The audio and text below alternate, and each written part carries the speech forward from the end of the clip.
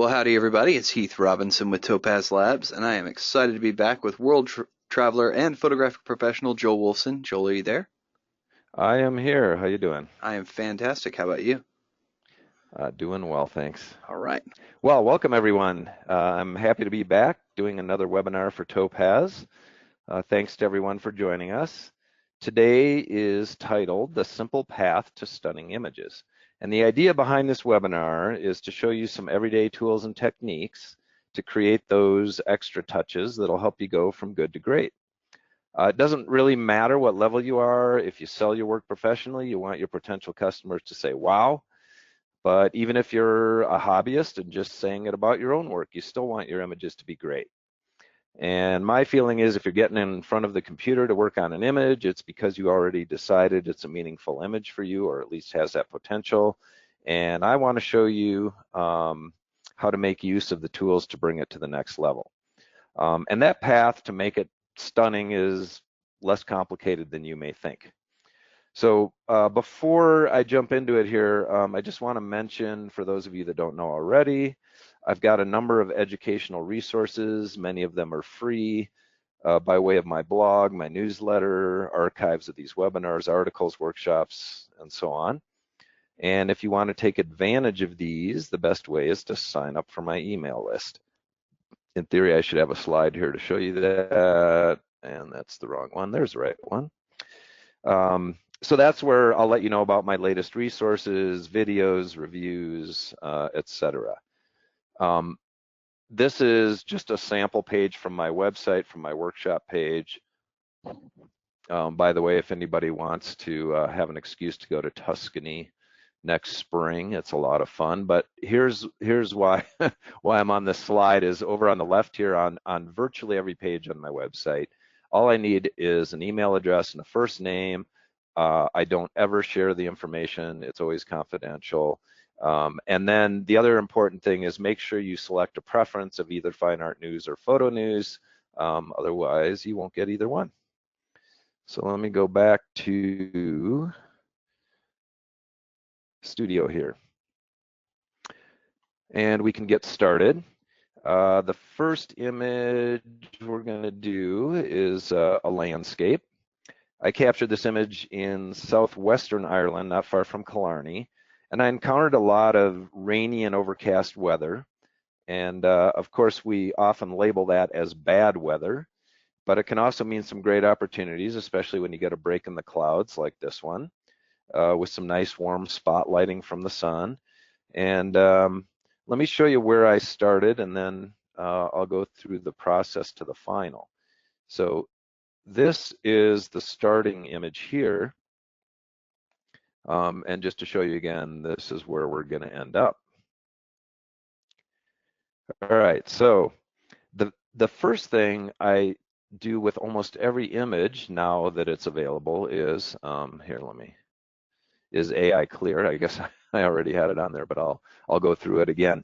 Basically, I use AI clear on almost every image that I process in Studio. The artificial intelligence is pretty amazing, and it's become kind of a routine first step for me in my Studio workflow. And it does two important things: noise reduction and sharpening. And if you don't have a noisy image, you really don't have to worry about it, because AI clear distinguishes between noise and detail. So here I am in the adjustment menu, and I'm going to go down to AI clear, and you'll notice when I invoke it, it immediately magnifies to 100%. You can see the progress bar up on top there. And I'm using the new version of AI clear, which just came out in the last week or two, and it has an automatic on it now, so it evaluates the image and then decides on its own whether to use low, medium, or high. And a lot of times the auto works right out of the chute, and if not, you still have these choices that were there before.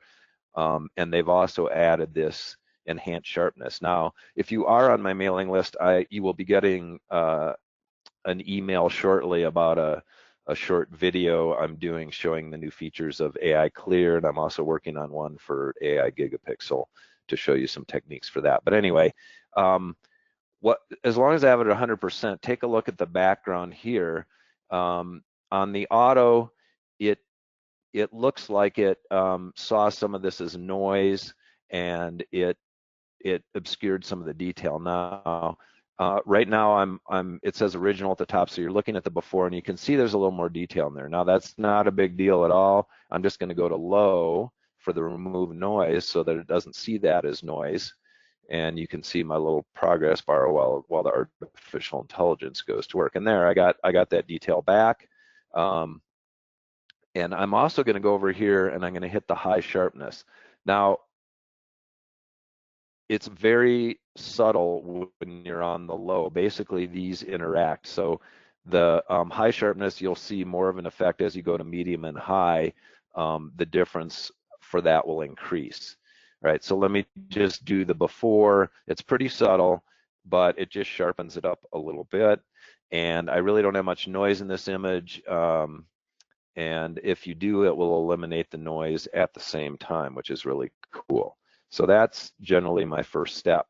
Now, another little workflow trick that I've learned in using AI Clear, you notice it takes a few seconds for it to process. Once I'm happy with what it's done, all I do is go over here to the lower right and I hit the apply button. And what that does is it applies whatever adjustments you have. And in this case, it was just the AI Clear.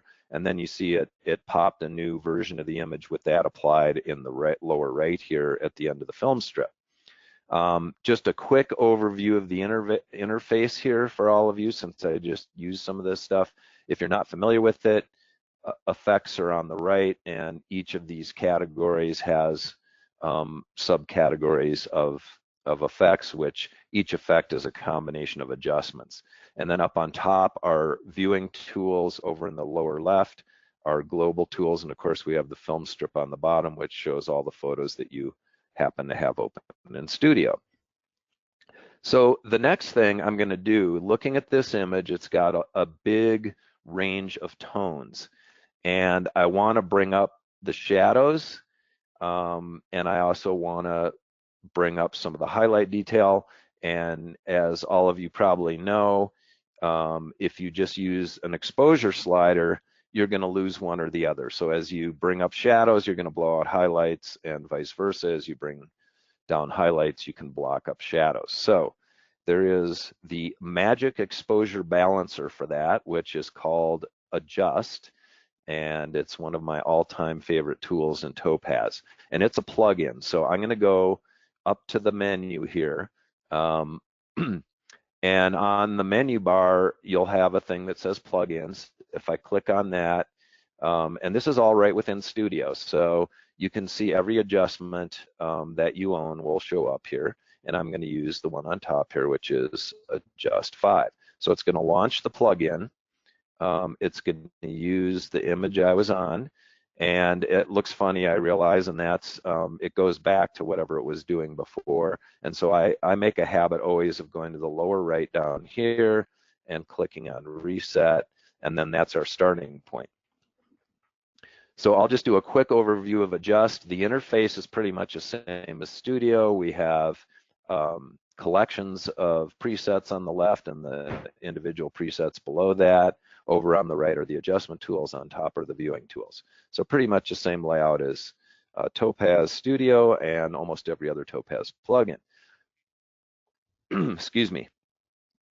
The key and the crux and the meat of this whole thing are right here in the adaptive exposure panel, and these first two, adaptive exposure and regions. And basically this allows me to change exposure without losing highlights or shadows, because it balances the exposure. So here's a regular brightness slider down here. I'm not going to use this, but I'll just show it for example. So all of you are probably pretty familiar with this. When I bring up the brightness, I get detail in the shadows, but I blow out the highlights, and the opposite happens going in the other direction. To get detail in this sunlit area, I'm sacrificing the shadows.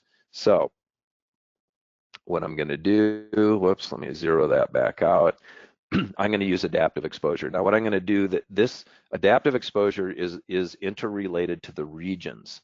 I'm going to set regions to 1, and what that means is that now the adaptive exposure is looking at the image as one piece essentially. So I'm going to bring up the adaptive exposure, I'll bring it up to 30, and you can see the image got brighter, my shadows got brighter. It did an okay job, but the real key to this thing is to use it in conjunction with regions. And so as I increase the number, what it does is divides the image up kind of in a grid or like graph paper into sections, and it applies adaptive exposure to each of those sections and then melds it all back together. So as I bring this up, you can see now you should be able to see it. It makes a huge difference. And you can see I've gotten that shadow detail now down here. I still have detail in the clouds. I did not lose my highlight detail here. Now, as you go up, my rule of thumb is that you want the regions, the higher the number your adaptive exposure is, the more regions you want to use also. So I'm going to bring up my adaptive exposure just a little bit more here, maybe somewhere in the 40-ish range. And I'll bring this up too. You're going to see diminishing returns. So you can see it's a pretty subtle difference as I go up here. Now, like anything, any other sliders, if you're not sure what it's going to do, you can always bring it over to an extreme, and you can see it's pretty crazy. So I'll go back to my 40-ish setting, but that at least gives you an idea where you can go with this. All right, well, I think that looks pretty good. The only thing is that the color's a little bit pale. So look, here's my before, all right? And there's my after. So exposure-wise, it's great. Now, the cool thing about this is down here in this color section, it uses the same technology for saturation. So there's adaptive saturation. So I'll bring that up. And my regions are on 1, so you probably didn't see a very big difference there. I'll bring that up to about 20 also. And as soon as I let go of this, you'll see now that color has been balanced throughout the image. So now I'm just going to go down to the bottom and say okay, and it's going to process the image, and it drops it. Here, let me go back to Studio. And it's dropped it back into Studio. You can see over on the far right here. Now, if we go, this is where we started. And this is where we ended up. And that's just with adjust. So we still have a little more work to do, but it did the lion's share of it. And the next adjustment I'm going to use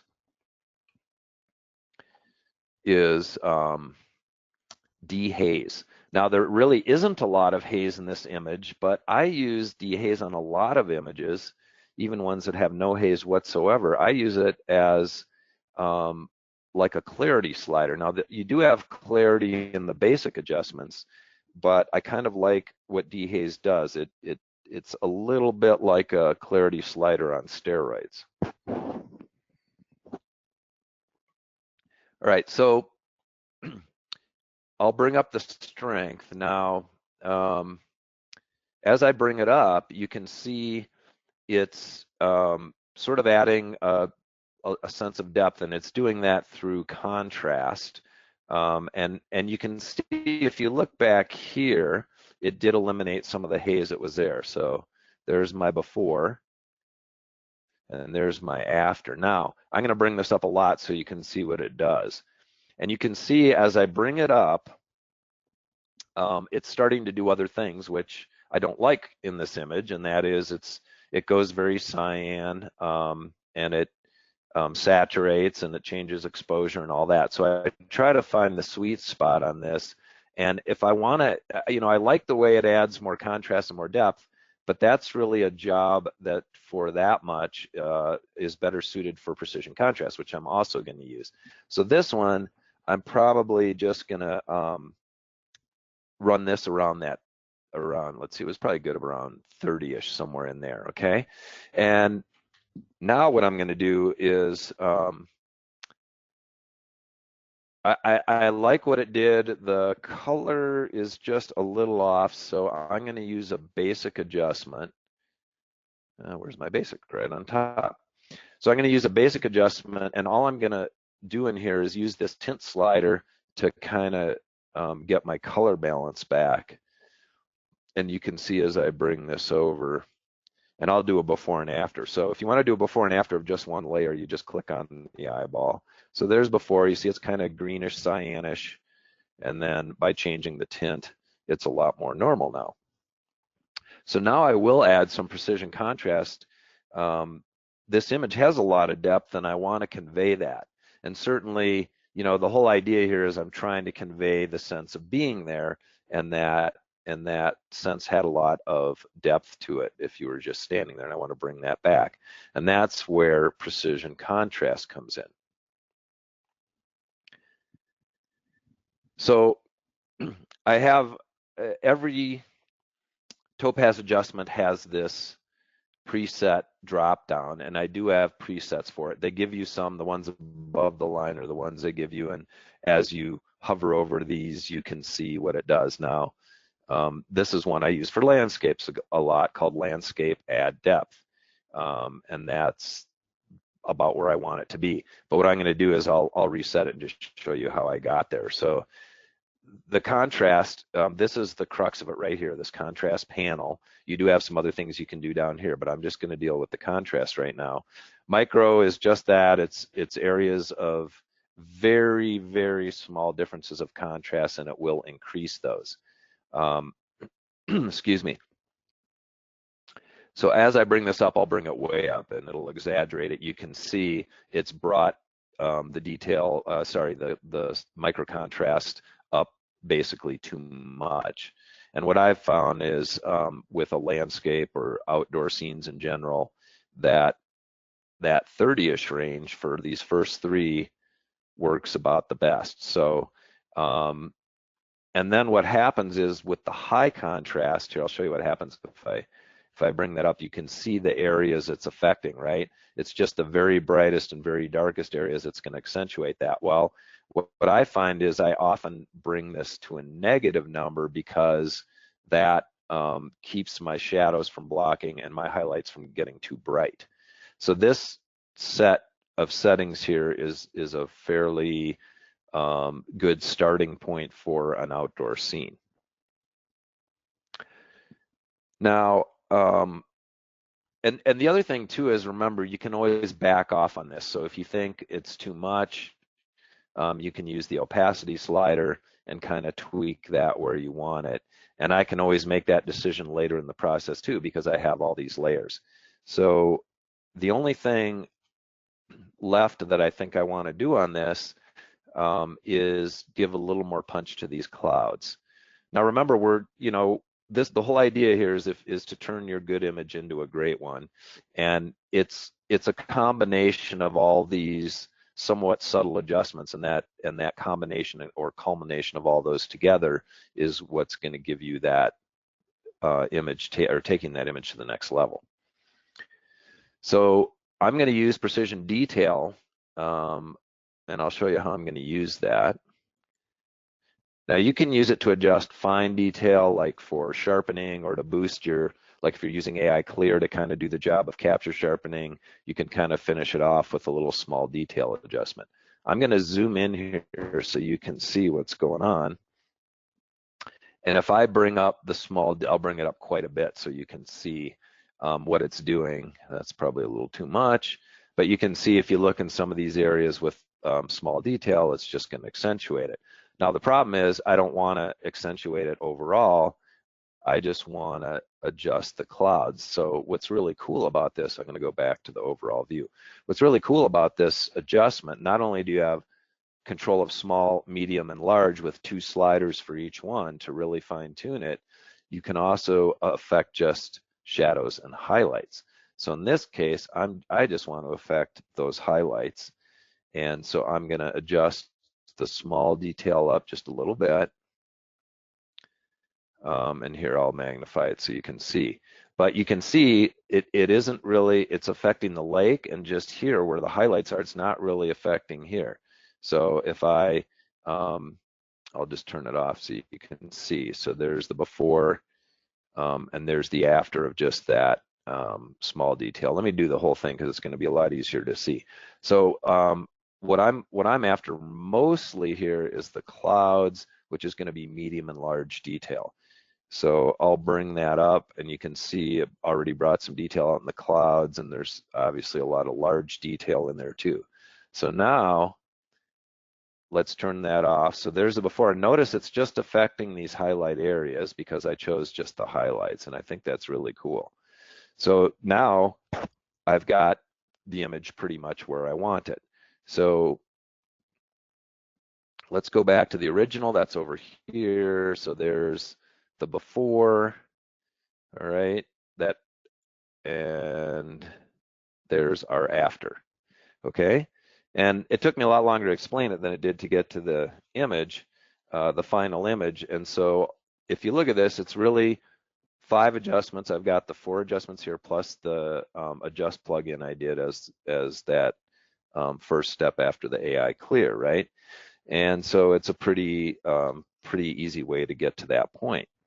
Now, before I go to the next image, what I want to do is show you I did a little workflow chart for the theme of this webinar. Let's see, that would be here. So what I did is I just put in the plugins.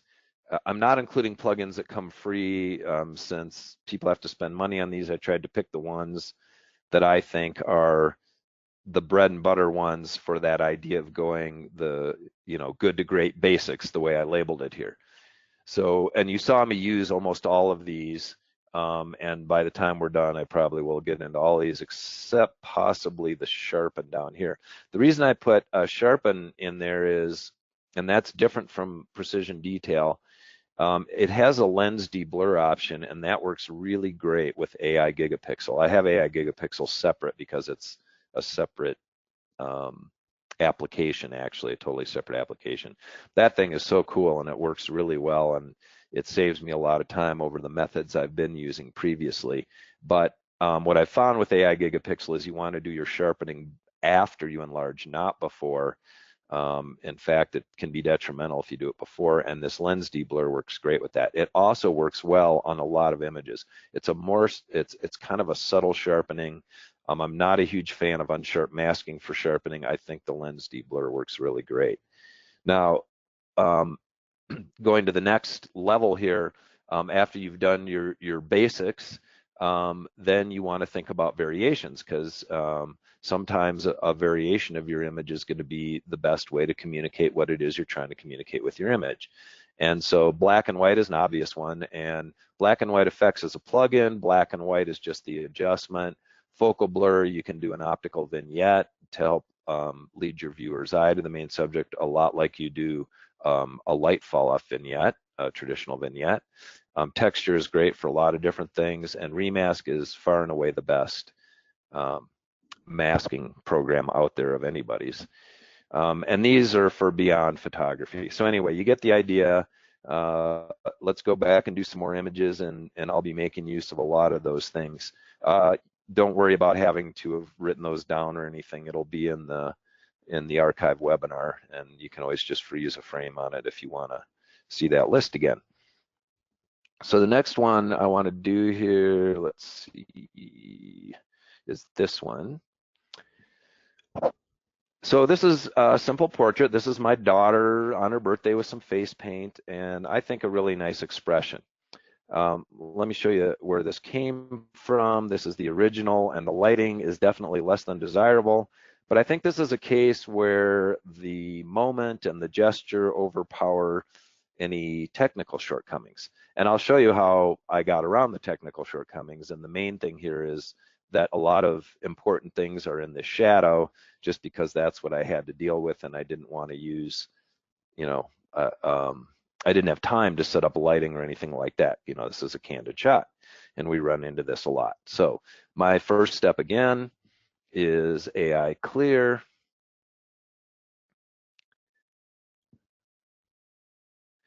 And I really like AI. I mean, I like AI clear in general. Like I say, it's in almost every shot, but it is so great for portraits and saves a lot of time. Now, you see when it finished here, take a look at the skin. It smoothed out the skin, but it did not take away from the details. You can count every eyelash on her eye. You can see a lot of fine detail in her hair. This texture in the face paint is all still there, yet we've smoothed out the skin. So I'm going to do the before. Okay, so there's the before. And even though if you looked at my daughter in person, you'd say, wow, she has perfect skin, like a lot of kids, right? It's not like a, teenager that has acne, or someone like me that has crow's feet and some wrinkles and stuff like that. You would think just looking at her, but the camera picks everything up, you know, every little thing. So there's after AI clear, and you know, one step, super easy. I just love this thing for a lot of purposes, but it's especially nice for portraits. All right, so let me go back to the overall view.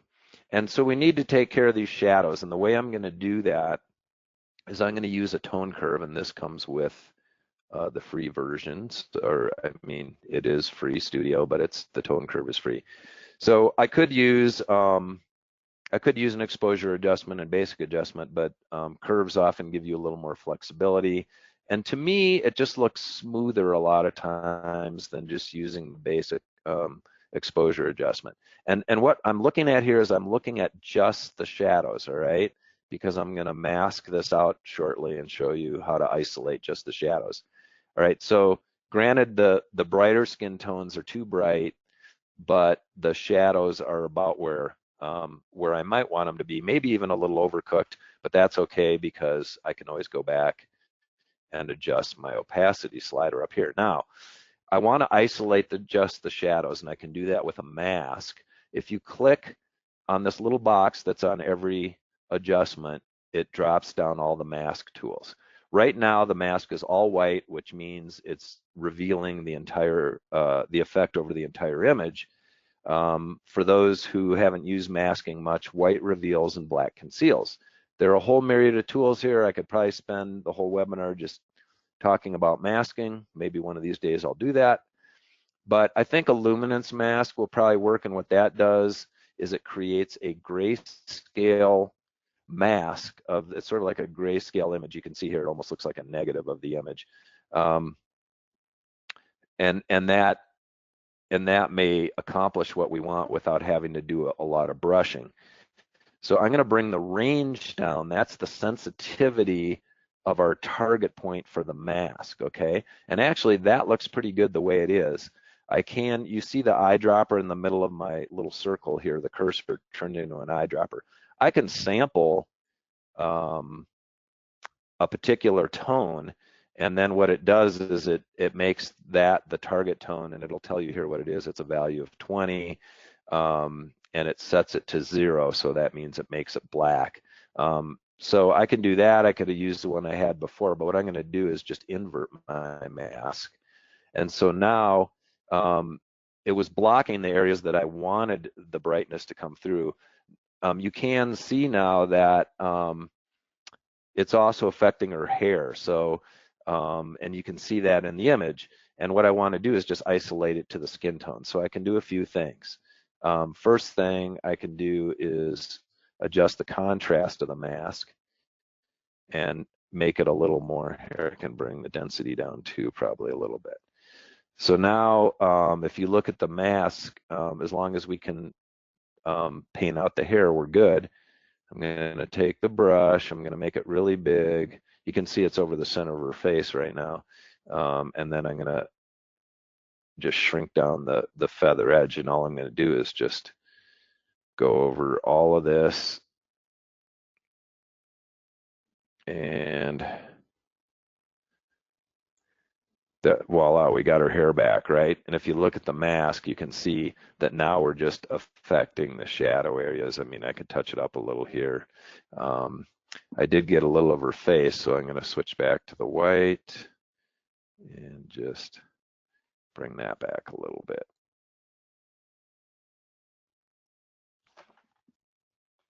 Okay, so I think that's pretty good. So we have the mask, and then now I can use my slider to just, that's no effect, and just to bring up, I don't necessarily want to bring up 100% because we want to keep a little shape in there and a little sense of 3-dimension. And even though I want to lighten the overall image, I can just do that with another tone curve. So I'll put another tone curve in there. I'll do the same kind of thing, only this is going to be an overall adjustment, and I just want to lighten it a little bit. Again, if it's too much, I can either bring it down here in the curve itself, or I can use my slider here.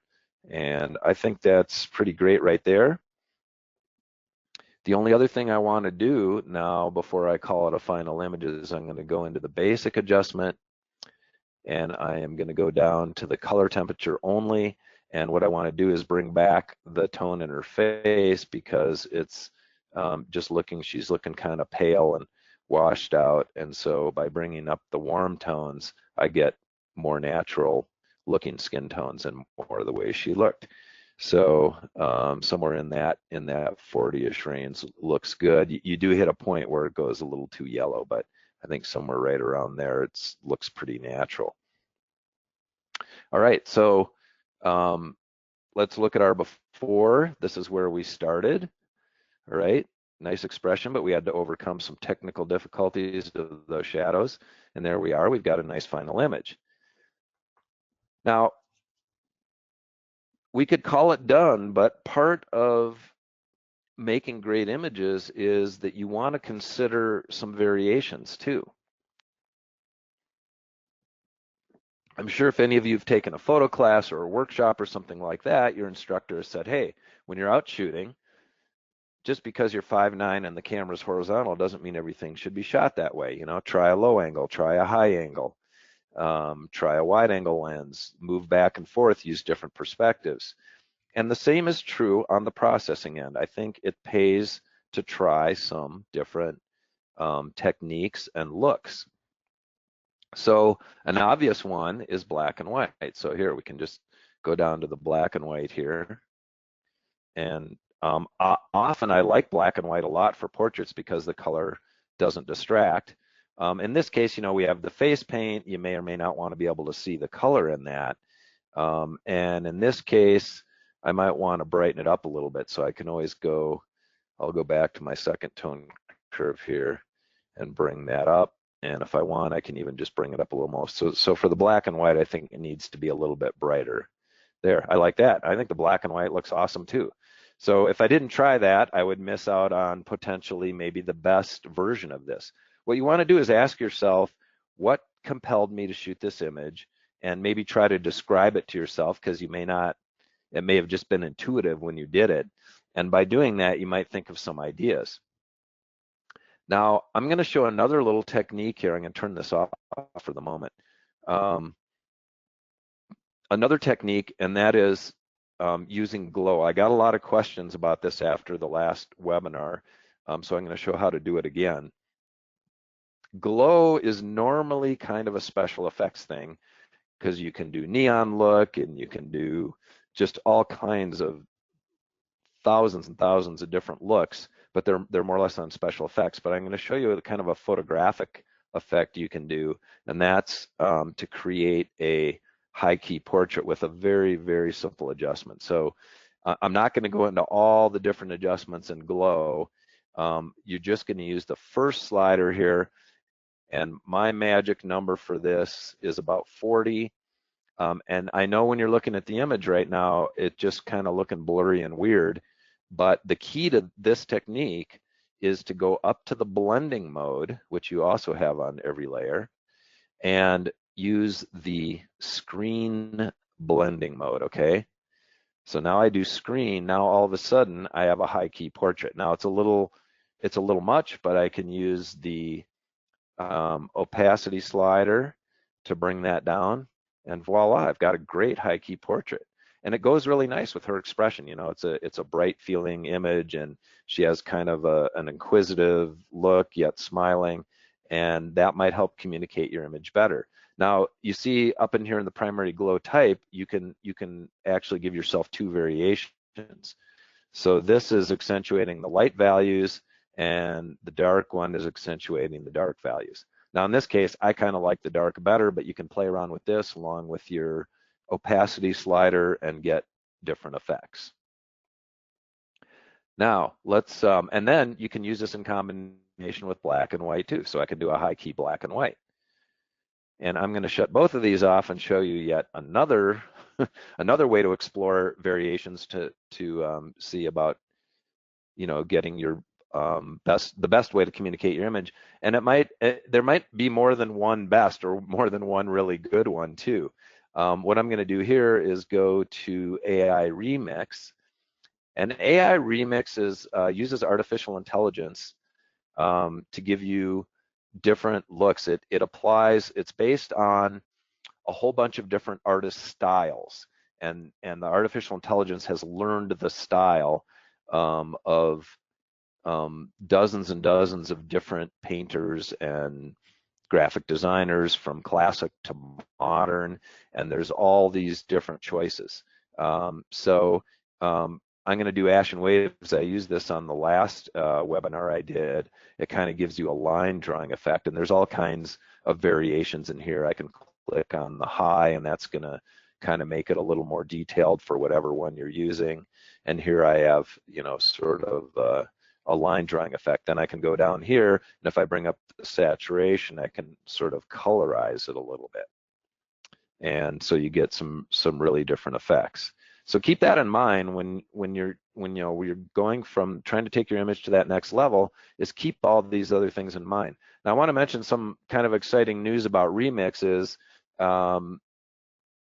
Heath had told me that they just they're nearly done, and it'll come out on Thursday, a new version of Remix, that they've added 28 new effects. There's already like 75 or something in there, so you'll have well over 100, and they've added some new processing power to it, so the new effects will be many times faster, noticeably faster than before, and they're also now it'll be divided into categories. So keep that in mind, give it a try. They have trials. You'll get a coupon code at the end of this webinar that's a little higher discount than my usual coupon code. That'll be good, I think, until next Monday, so for about a week. Anyway, the idea is just keep all these things in mind when you're trying to take your image to that next level, because there's, especially with Topaz, where they have all these things you can do beyond a photographic look, plus just all kinds of tools to give you a really great look. So if you eliminate the variations, again, I just have 4 adjustments here, and implementing them is only a matter of minutes. The best way to do this is just get a lot of practice with these, and you can do it really fast. So let's see, I think I've got time for another image, and I think what I'm going to do for this one here, I'm going to go to this image. All right, so I'm trying to cover some different subjects here. So this is an architectural image. This is a church in the historic center of Avignon in the Provence region of France, in southern France. And I like the geometry of this section of the church and against a deep blue sky. And what I want to do is show you another little thing about Studio. So this is the image I started with. This is how it looks when you first open it in Studio, and some of you, not all of you, will find that when you open a raw image in Studio, it can look washed out like this. This has to do with the fact that raw profiles that Studio uses underneath they're lagging behind on some camera models, basically. And this image is properly exposed, and it's not supposed to look washed out like this. But I know some of you with newer camera models like me might be encountering this, so I'm going to show you an easy fix.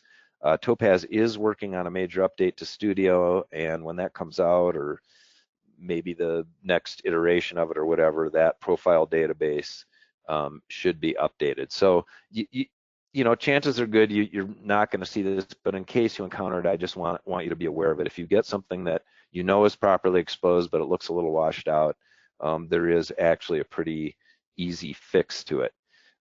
Probably the first thing I would do in adjusting this image, like all the others, is I would first do AI clear. So it's gonna go through the paces here and evaluate the image and apply the auto. And in this case, I think the default is fine.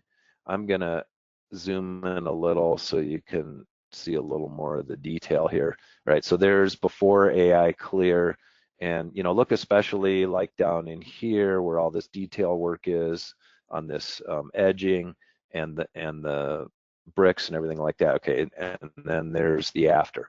It's kind of subtle. Again, I'll click on the high sharpness here. But now let me show you how that easy correction works. So we've got AI clear. I think I'll do my little thing here where I hit the apply so that we're starting with the image that's got the AI clear applied already. And so what I found is that usually when it comes up washed out like this, is that all you really need, here I'm going to go to the basic, all you really need is a black point adjustment. So it's pretty easy. Now what I want to do is look at my histogram, and let me just magnify that a little bit. So this is on the shadow end, and if you look at the shape of this histogram, it kind of tapers off here. On the far left here is probably just noise. So what I want to do is adjust the black point, and you have to adjust black point anyway on an image. Even if it doesn't come in washed out, you still want to adjust your black point, and you still would adjust it this way. So this isn't a huge deal. And so I'm just going to take my black slider and move it, just looking at my histogram, and voila, now my image looks a heck of a lot better. So just like before, my next step is dehaze, and I'm going to bring that up just a little bit. Again, we're kind of looking for that sweet spot. We don't want to go too far. You see, if I go too far, it just starts messing with the colors and all those other things. So somewhere in there is good. And then I want to add a sense of depth because there is a lot here, and I really want to accentuate that. So I'm going to use precision contrast like I did before. And I'm just going to use my, I'll use my landscape one, the add depth thing. So just so you get a sense of it, let's turn this off. So there's before, you can see that's a lot flatter looking. I add this and it gives it a lot more depth. Another little trick to, this is a vignette. I'm sure some of you know about this, but that's to help divert or to guide the viewer's attention to the main subject. In this case, the main point of interest is kind of this round window juxtaposed against all these really strong diagonals and hard edges. The only thing is it's not quite centered. While the beauty of the vignette adjustment is down at the bottom, you can adjust the center of it. So I can move this all around, and what I want to do is kind of center it in this area, which I think is the area of interest. Now this vignette is too strong, so I'm going to back off on it quite a bit here. I just want a real subtle vignette here. So maybe I'll put my opacity sort of 30-ish here. And I do want a little more. There's a lot of detail in this facade. I'll blow this up so you can see. And I'm going to put some precision detail in here to kind of pick up where AI clear left off for capture sharpening. Now every image needs capture sharpening, whether you have an anti-aliasing filter on your camera or not. If you do, it's going to require more. The main thing I'm going to do here is just add some small detail. So I know it's probably, I'm going to exaggerate it because it's probably a little harder for you guys to see over the internet here with all that. So sorry, that's the, I'm just going to do it before the precision detail. So there's before and there's after. We've got a lot more detail. So again, I think let's look at our overall, and let's look at where we started. Here, I'll just do a quick before and after on the screen here. We came a long way with this very quickly, just a few steps. But again, in asking myself what's the best representation of this image, and what am I trying to say or convey? And trying these different variations like I showed you in the previous one is a good way to train your brain. And then the next time around, after you've done this a few times, you'll have the idea in your head and know where to go with it. So one of the obvious ones, of course, is here. Let me go back to the full image. Is black and white. We tried that before. I'm going to try. Let's see. I'm going to try and show you another little trick here. First, let me go to the black and white. All right. So there's black and white. I actually like that a lot. And the black and white adjustment, you notice it has colors listed, and that's because it's using the color information underneath to generate the tone of gray.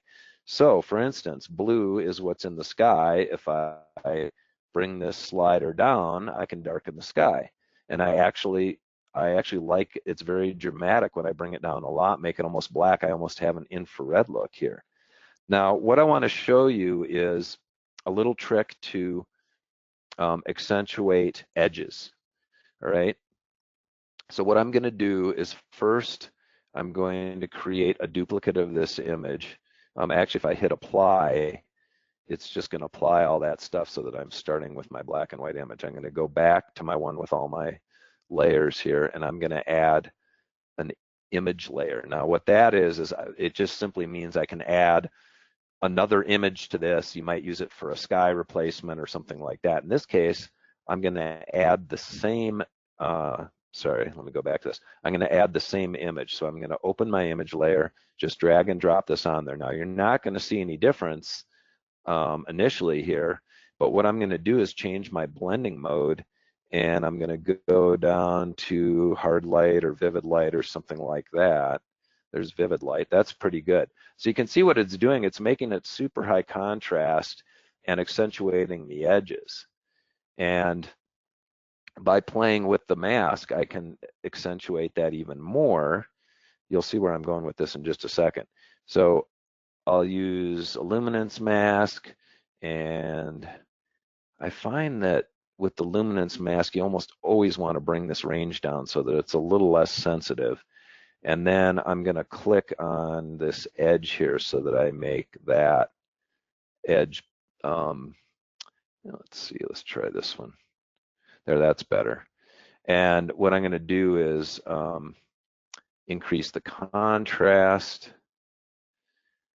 because what I want on the mask is I want the edges to be white and the rest to be black. And I can change the density here too. I'll bring the density down a little bit more. And I've got the contrast almost all the way up. So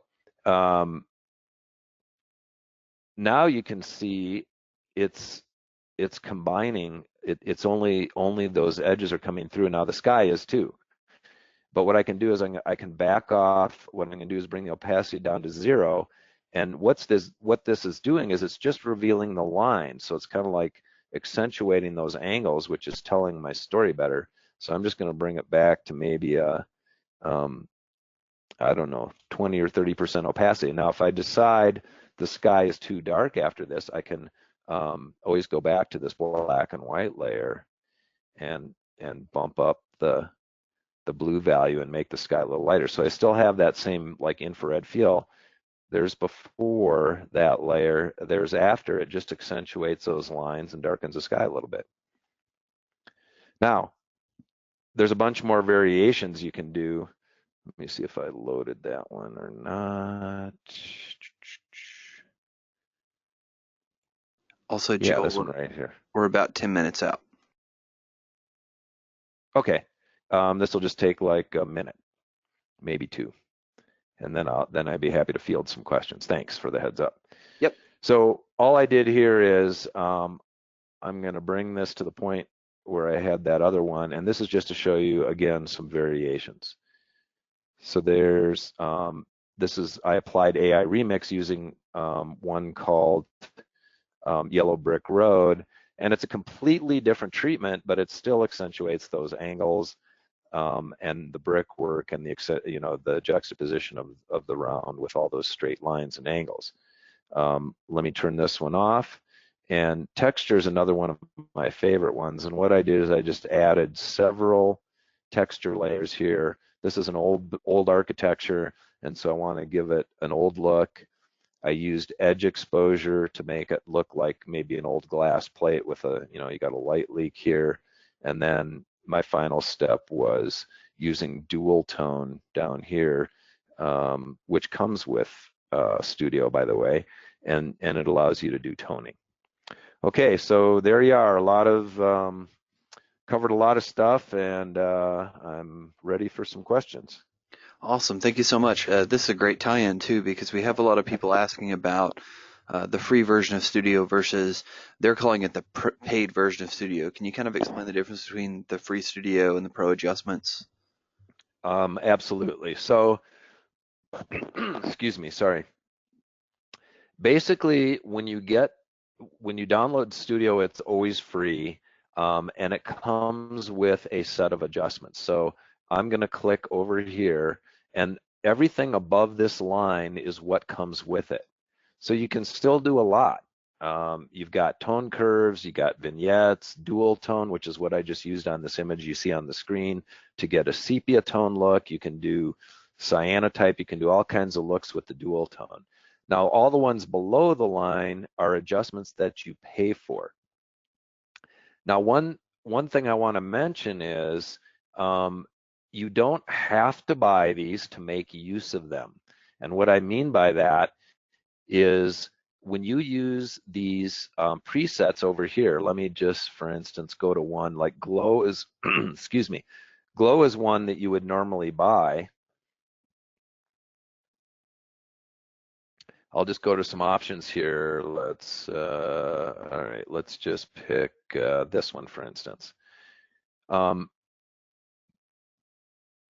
this used a few things that you would normally buy. It's using glow for one, HSL tuning, vignette, not vignette, smudge. So you're still making use of those when you use a preset.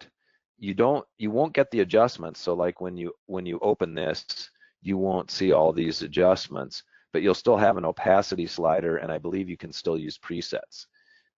So it's kind of cool because you still have those options. The other thing is you can of course try, Heath, I can't remember, is it a 30-day trial you get when you're trying these out?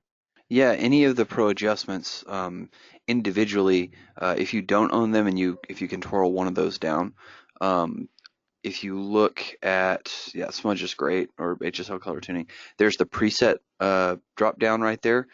And Um, it's above this line, yeah, right? you get everything above that line for free. Everything below it, you have to own the adjustment in order to use. If you don't own the adjustment, there'll be a little try pro text underneath where it says preset right there. If you click that, it'll start a 30-day trial of any of the pro adjustments for you. And in line with what Heath just said, this list under here, instead of blue, these will be black, and then you can click on it to get the trial, and then like he said, you can use it for 30 days, and then there's a button to buy it if you end up wanting to buy it. If there are any of these you're on the fence about right now, at the end of the webinar, you'll get a coupon code or whatever, so that's a good opportunity. Otherwise, just you can always try before you buy, which is cool. Right, I hope that answers the question. Yeah, that's perfect. Thank you. The next question is about the use of vignette. Someone was asking, why did you lower the opacity of the vignette rather than using the strength slider? Was there a reason for that or just personal preference? Um, yes, there is. So let me see if I can go back to where we were with the vignette. All right, so let me just try. I'm going to turn off all these, and I'm going to go back to the vignette here so I can show you. That's a lot of them to turn off. All right, so here's the vignette. And the reason for using the opacity slider is that's affecting the overall effect. So let me turn this up all the way. So these all do different things. So and I guess in the end, it probably isn't going to be a huge difference. Let me just see. It might not even. It's a good question because I don't know if there's that way, or we can, whoops, or we can do it this way. I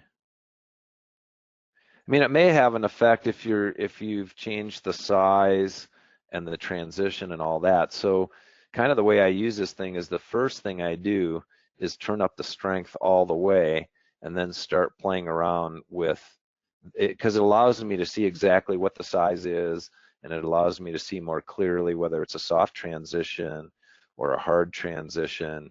And then, of course, this affects how round or square it is. Then you can back off on the strength you want. And I guess to answer your question, I'm not convinced it makes a big difference which way you do it. I can comment on that a little bit. Okay, go ahead. The way the strength slider works is it's kind of a fill, right? So the higher that is, it's not just making it more opaque, it's actually kind of bleeding it in a little bit more. So there will be a subtle difference between turning down the opacity, because the opacity slider isn't changing that bleed effect at all. It's just changing the opacity, whereas the strength kind of changes the bleed in. If you look specifically around the transition area, it changes that bleed in just a little bit. So the difference is subtle, but it's there. Okay, well, good.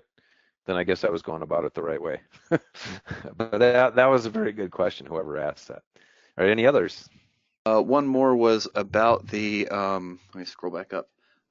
Where is it? There it is. The luminance mask. They were wondering why you were choosing the luminance mask and if you could show it again for adjustments.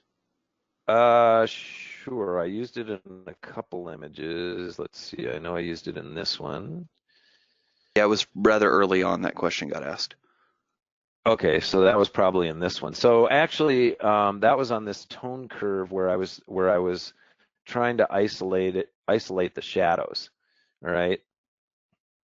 And there are a couple ways to do this. So one way, all right, to answer the question, I'll try a luminance mask if it will save me some time over selectively painting in and out areas that I need to accentuate. So in this case, let me reset my mask.